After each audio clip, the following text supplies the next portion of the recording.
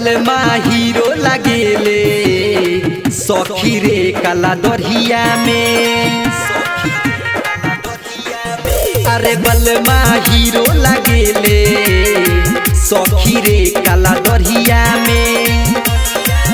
अरे मनवा करेला रखी, अरे मनवा करेला रखी हम छुपाई के नजरिया में। बलमा हाय बलमा एहो बलमा हीरो लगेले सखी रे काला दरिया में। बलमा हीरो लगेले सखी रे काला दरिया में।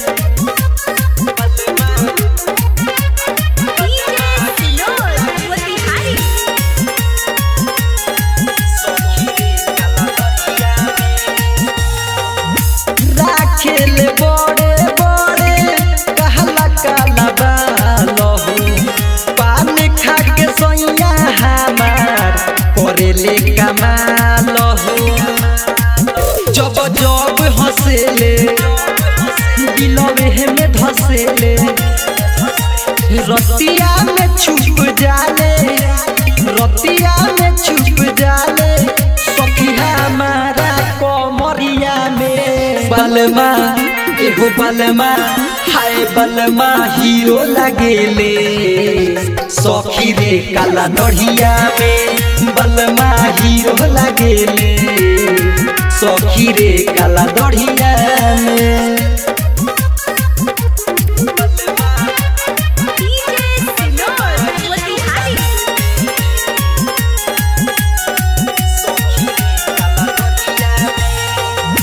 पियावा के लूक बाते सबका से हट के रात भर प्यार करे पूरा में लिपट के।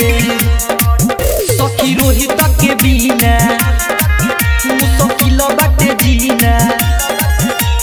बढ़िया लागेल पिंकू, अरे बढ़िया लागेल पिंकू छोटन के पंजरिया में। बलमा हाय बलमा एगो बलमा हीरो लगेले सखी रे काला दरिया में।